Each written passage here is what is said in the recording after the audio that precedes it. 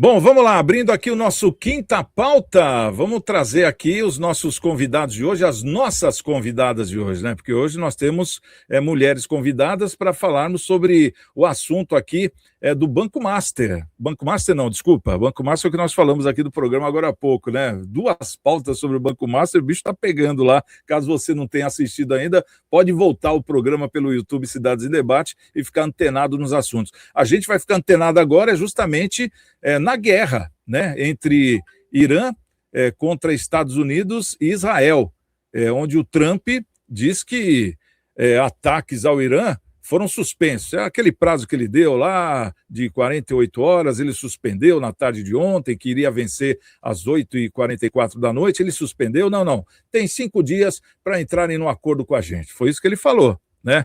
Bom, conosco hoje aqui a nossa querida doutora Júlia Barbosa, advogada, e também a advogada Adriana Matos, né? Para a gente falar aqui sobre essa questão do Donald Trump. Então vamos entender em que pé que está essa história aqui do Trump, para a gente poder debater. O presidente dos Estados Unidos, Donald Trump, anunciou ontem, né, terça-feira, ou melhor, segunda-feira, o adiamento por 5 dias de ataques contra a infraestrutura energética do Irã.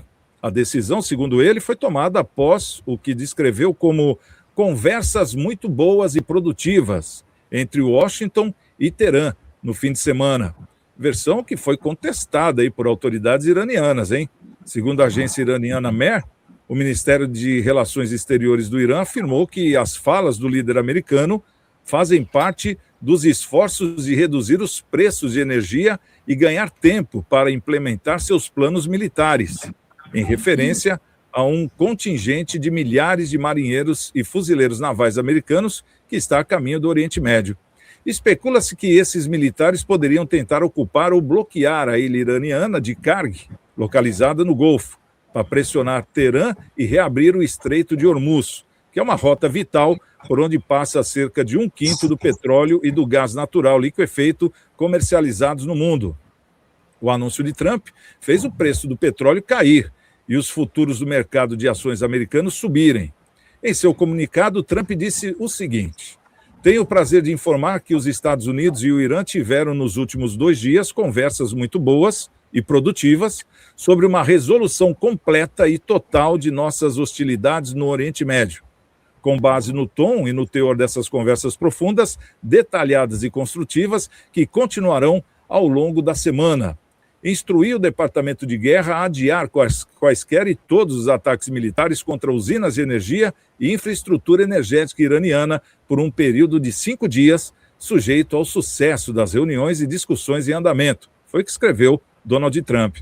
Mais tarde, no mesmo dia, Trump voltou a afirmar que os 2 países estão em negociação para encerrar a guerra, acrescentando que existe grandes pontos de concordância entre os 2 lados. Ele, inclusive, afirmou que as conversas ocorreram no domingo e que espera que um acordo seja fechado muito em breve. Disse ainda que o enviado para o Oriente Médio, Steve Witkoff, né, e o seu genro Jared Kushner participaram das tratativas. Segundo Trump, pelo lado iraniano, as conversas envolveram um líder respeitado que não seria o novo líder supremo. Bom, a agência Fars, ligada à Guarda Revolucionária do Irã, citou que negou qualquer diálogo, afirmando que não houve nenhum contato direto ou indireto com Trump. Segundo o informe, Trump teria recuado após ser informado que Irã atingiria usinas de energia na chamada Ásia Ocidental.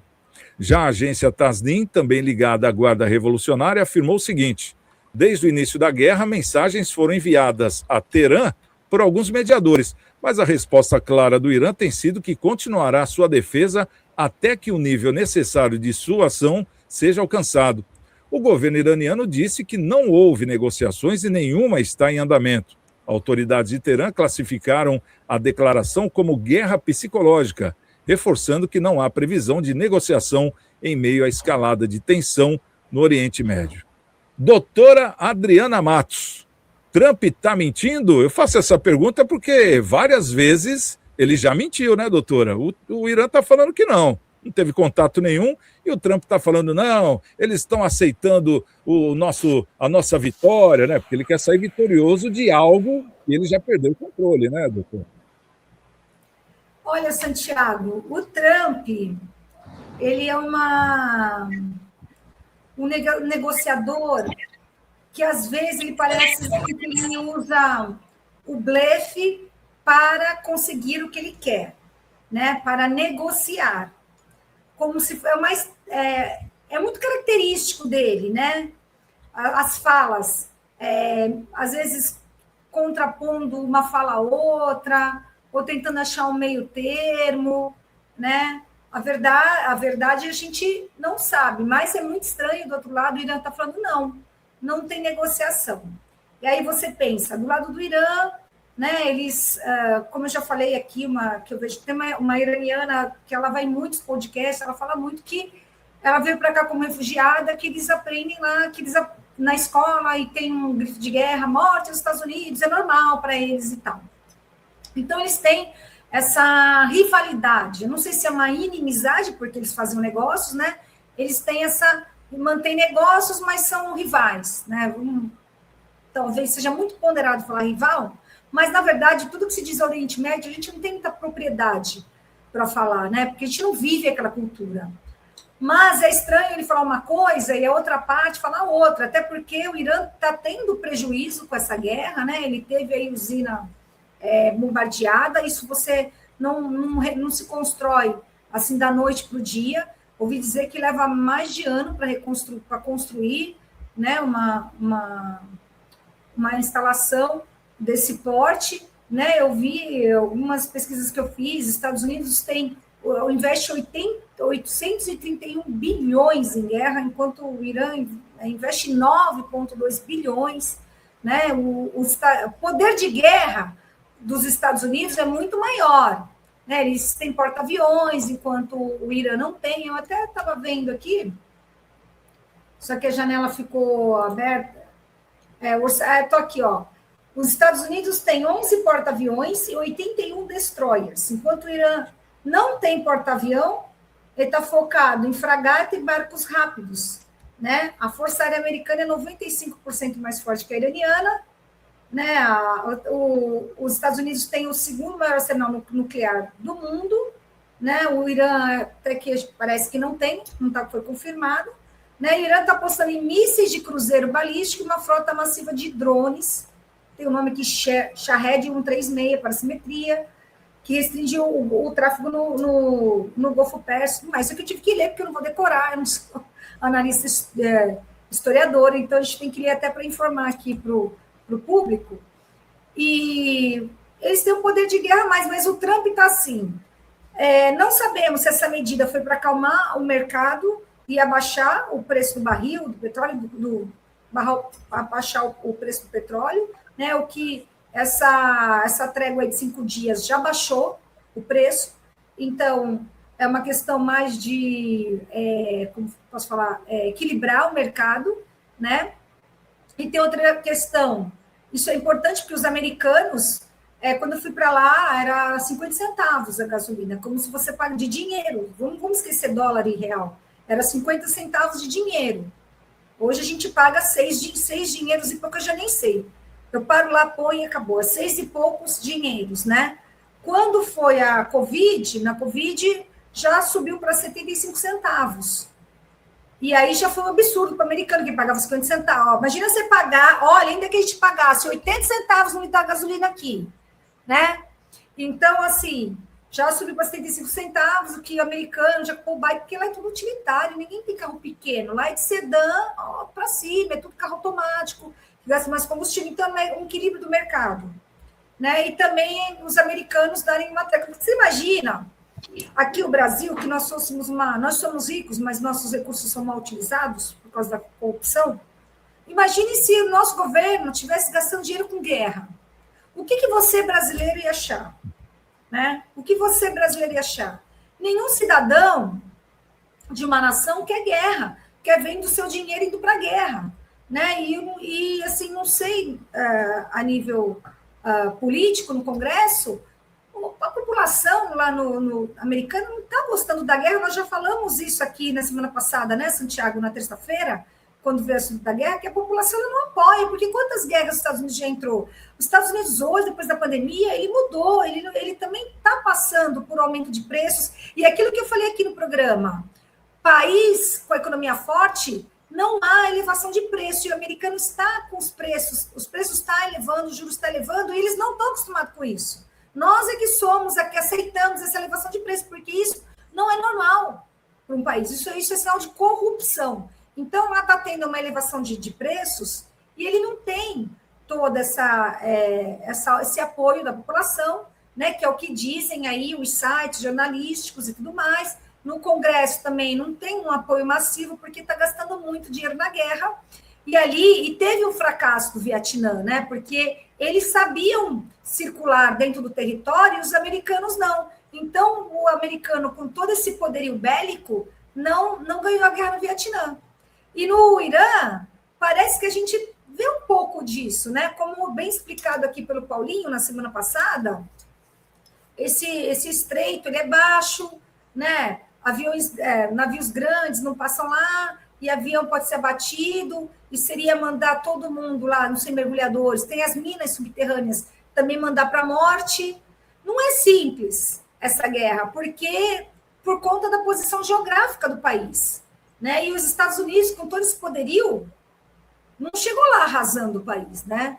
Também parece assim que está pisando em ovos, tanto que deu essa trégua aí de 5 dias. Eu não sou historiadora, eu não conheço assim a história do Oriente Médio, né? Para falar, a gente sabe de algumas coisas que são erradas lá, né? Sobre liberdade e tudo mais, não é o ponto, não é o foco aqui. Mas quando um lado fala que não tem acordo, é assim, né? Eu vou falar uma frase do meu avô, até simplória, assim, 2 bicudos não se beijam, né? Então, assim, não tem acordo, no meu entendimento, né? Eu usei essa frase, não tem acordo, porque um está falando uma coisa, outro está falando outra. Acordo, para mim, é quando, acordou, vamos dar uma trégua, eu concordo. Teve alguns acordos lá na faixa de Gaza, né? Quando parou um pouco para ajuda humanitária entrar, lembra, né, Santiago? Aí é um acordo, os dois estão falando a mesma língua, a mesma palavra. Nesse caso, nós não estamos vendo 2 países dando a mesma palavra. Vai ter essa trégua de 5 dias, acalmar o mercado, ou então estudar nova estratégia. Pode ter sido assim, não sei, no meu achismo, uma pausa estratégica dos Estados Unidos para estudar uma estratégia eficiente contra o Irã, né? Então, e aí o Irã fala, nós ganhamos porque os Estados Unidos, tipo, bateu em retirada, né? Pode estar com esse discurso lá.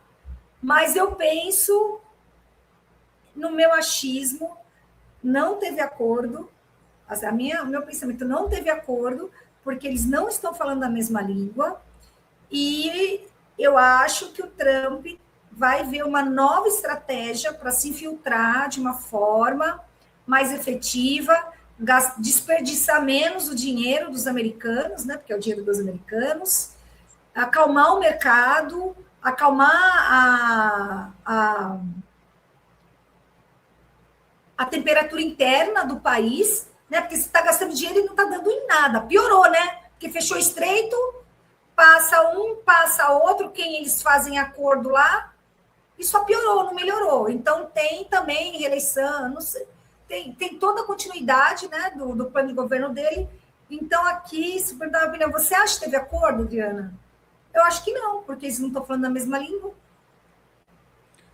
Uma coisa que a gente nota, doutora Adriana, é que o Irã nunca falou que ganhou a guerra, né? Até agora nunca anunciaram. E o Trump anunciou 3 vezes. Já ganhamos a guerra, arrasamos lá os atiradores, né? As colunas que atiram míssil, arrasamos a marinha do Irã, quer dizer, arrasaram tudo. E ao mesmo tempo o regime continua e eles não continuam sem entrar no Estreito de Hormuz. Ou seja, o Irã, notoriamente, a gente está vendo que está dando uma varia. Baleou lá 27 bases americanas pelo Oriente Médio. Isso não é qualquer coisa. Isso aí mostra, sim, um grande poderio. Bases, né? Bastante. Exato. desses 11 porta-aviões que a senhora falou que realmente existem nos Estados Unidos, agora só um está em operação. Quer dizer, tinham 3, foram mandados 2 lá para o Oriente Médio, um saiu com incêndio e o outro saiu por problemas hídricos, vamos dizer, de descarga, de banheiro. Então, quer dizer, a gente vê que a Marinha Americana está aos cacarecos, está aos cacos, porque para manter um porta-aviões é muito dinheiro. E a gente não vê eficiência hoje de um porta-aviões que rasteja pelo mar, por maior que seja, contra um míssil hipersônico do Irã. Inclusive, o incêndio de um dos porta-aviões corre-se pelos bastidores que foi um míssil que o atingiu. E tem lá um buraco no convés, tem imagem de satélite que filmou, mas a gente não vai pôr isso no contexto aqui, isso aí é outra questão.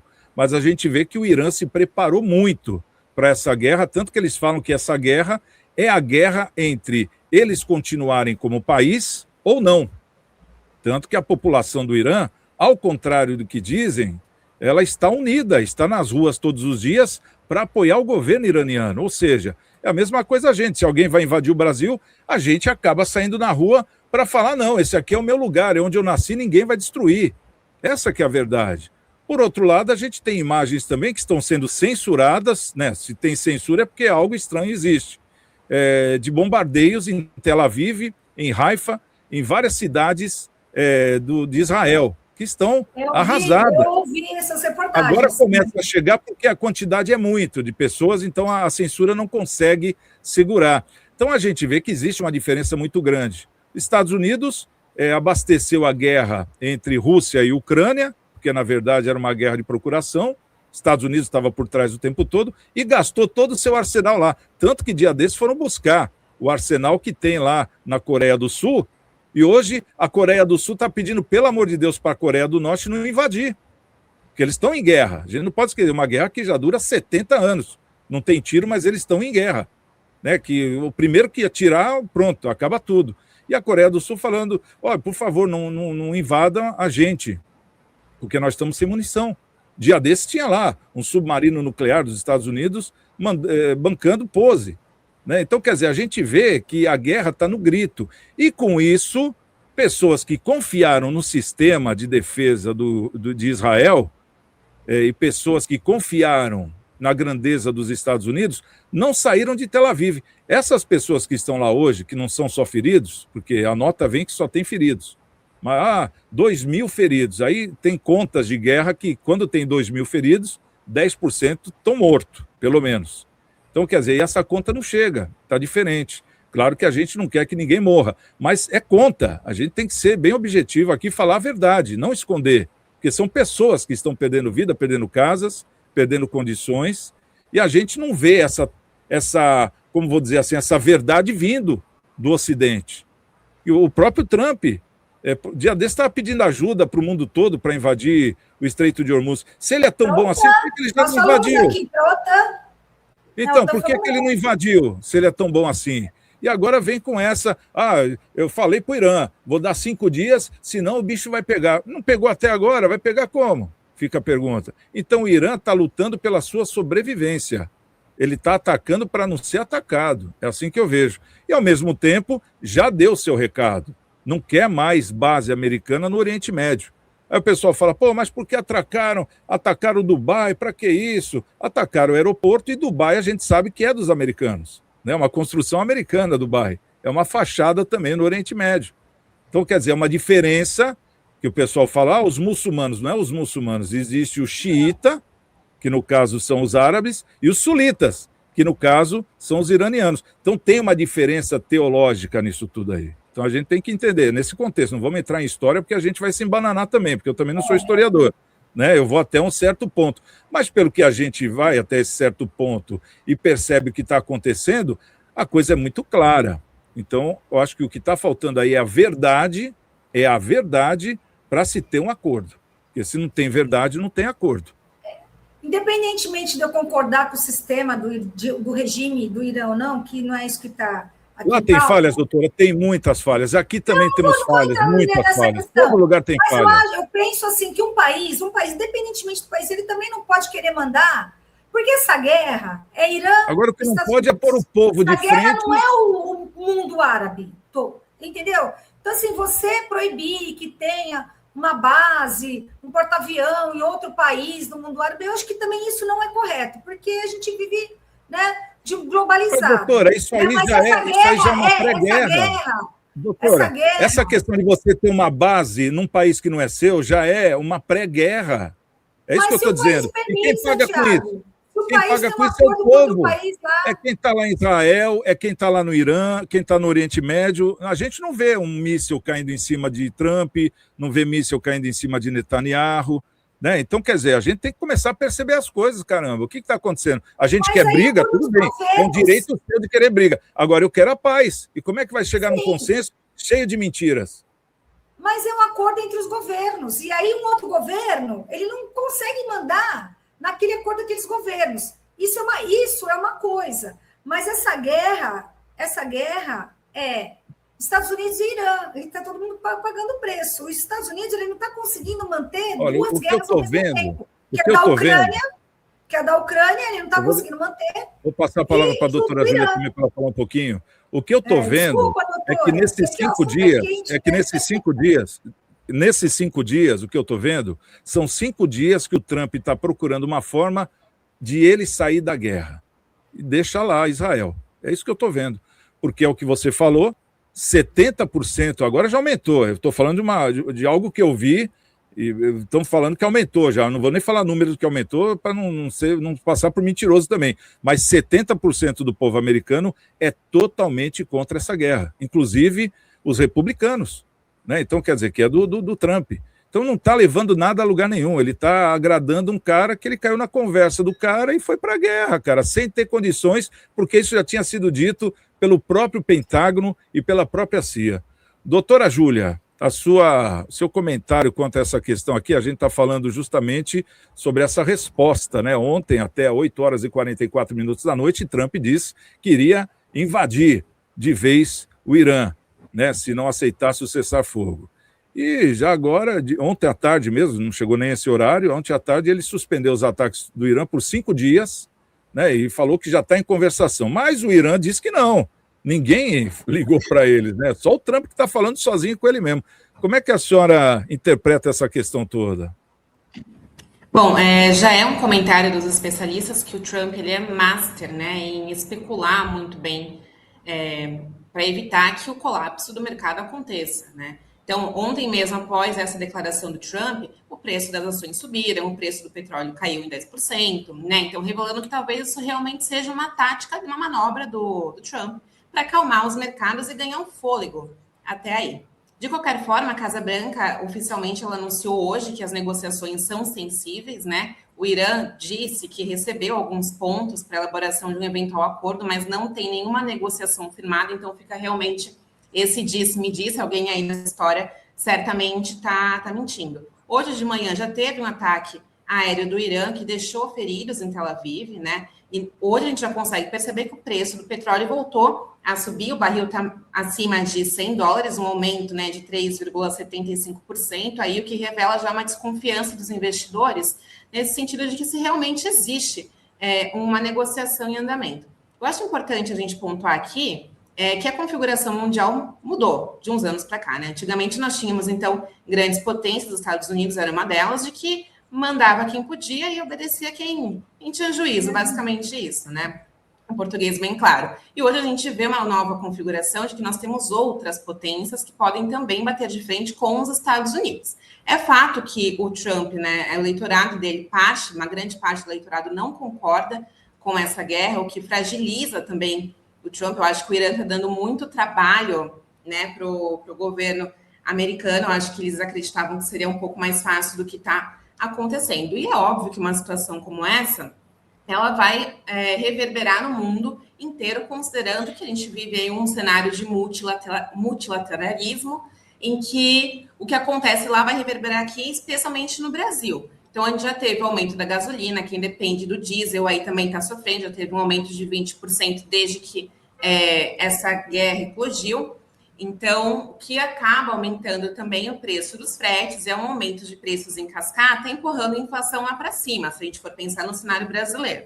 A gente vê aqui que o governo federal ele já representou um acordo, né, um pacote de medidas aí dentre elas a isenção do PIS e COFINS, né, que já tem um impacto aí de 30 bilhões de reais, e apertou o cerco na fiscalização para evitar práticas de preços abusivos. A gente vê também uma tentativa de movimentação com os governos estaduais para diminuir os impostos, dentre eles o ICMS. A gente não teve ainda nenhum posicionamento dos estados, mas a gente sabe que isso também causa repercussões. O Banco Central hoje também, né, saiu a última ata do Copom, né, a última reunião do Comitê de Política Monetária, que já também apresentou perspectivas de que essa guerra impacta em uma piora na inflação do Brasil. Então, assim, eu acho que a gente está num cenário muito, muito delicado, especialmente quando a gente fala também de mundo árabe. Eu vi um comentário, né, dessa diferença.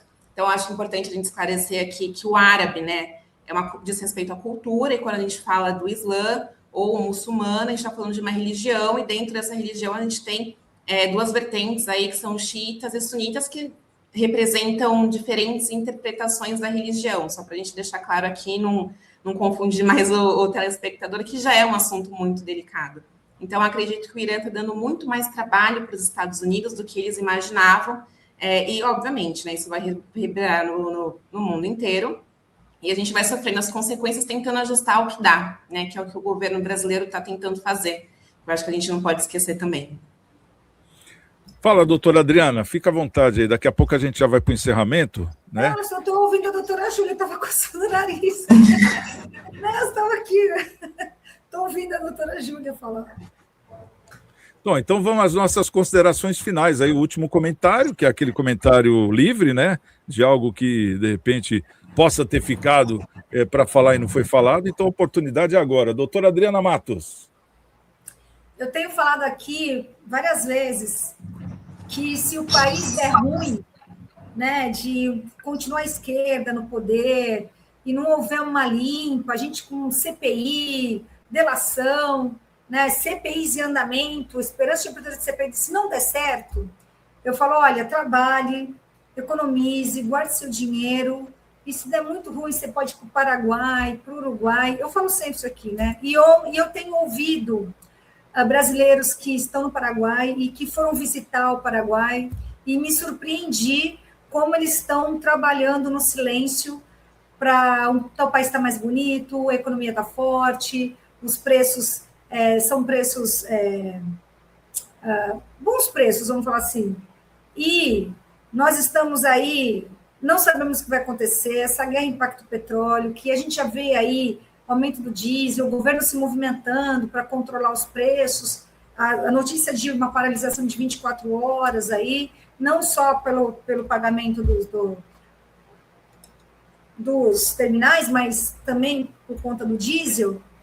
Então, eu penso que nesse momento que a gente está passando no país, até uma definição de uma nova eleição, é hora da gente trabalhar, da gente controlar os nossos gastos, da gente controlar o nosso dinheiro, guardar, e se nada der certo, se essas investigações de corrupção nada der certo, pelo menos você não vai estar falido, vai estar com algum dinheiro no bolso, e quando a gente não tem dinheiro, a gente fica à mercê de toda a má sorte do mundo, né? Dependendo aí, o que a gente está vendo, mais de 40 milhões de brasileiros que não trabalham dependendo de benefícios do governo. Então, eu reforço o que eu sempre venho falando aqui. Trabalhe, não gaste igual um alucinado, guarde seu dinheiro e procure... Vamos tirar essa esquerda do poder para que a gente possa reconstruir esse país. Doutora Júlia, sua vez agora, seu último comentário. Fica à vontade. Pete, mas eu acho que sim, não só o Brasil, tá? Mas eu acho que o mundo inteiro está vivendo um período muito delicado, de muita instabilidade. As nossas configurações e relações mundiais, elas são diferentes, e a gente precisa trabalhar para conseguir superar essas dificuldades. Eu digo que eu sou uma eterna otimista, eu tenho uma frase que a gente tem que ser a mudança que a gente quer ver no mundo. Eu acho que a gente tem que lutar, tem que permanecer, exigir e exercer o nosso direito de cidadão. Então, as eleições estão aí, cabe a nós nos informarmos, né, fazer o uso do nosso direito, que é votar, de acordo com aquilo que a gente acredita que é melhor para o nosso país. Então, eu acredito muito nisso, na força da mudança e também da resistência. Então, eu queria pontuar isso daqui. Tá certo. Bom, vamos ver como é que ficou a nossa pesquisa, a nossa enquete. Agora vai para os finalmente. Final dos finalmente. Oi, doutora. Santiago, eu sempre voto nas suas pesquisas, viu? Eu votei antes de entrar no programa. Você votou. Agora você pode falar. No que você votou, doutora? Eu votei A que CPI, não. ó, a CPI do Banco Master vai sair sim ou não? Vamos ver o que o pessoal falou aqui. Votou que não? Porque fica uma incógnita. Né? Mas a esperança é a última que morre. Né? São apostas, né, doutor? Olha, 75% está mais confiante do que você, dizendo que sim. E 25% estão junto com você, dizendo que não. Né? Mas isso aí também não quer dizer que um discorde do outro. São opiniões, é uma pesquisa que nós estamos fazendo para saber qual que é a sua crença, né, vamos dizer assim, na justiça do Brasil. Essa que é a verdade. Bom, quero agradecer aqui a doutora Júlia Barbosa pela presença, voltando aí a aparecer no programa, né? Também a nossa querida doutora Adriana Matos, obrigado pela presença mais uma vez. E a você que nos assiste, muito obrigado pelo carinho. E a gente volta amanhã, às 15 para o meio-dia, nos mesmos horários, aqui também pelo nosso YouTube Cidades em Debate, tá certo? Então, um grande abraço e amanhã, quem chegar primeiro, espera o outro. Até lá, estamos com Deus.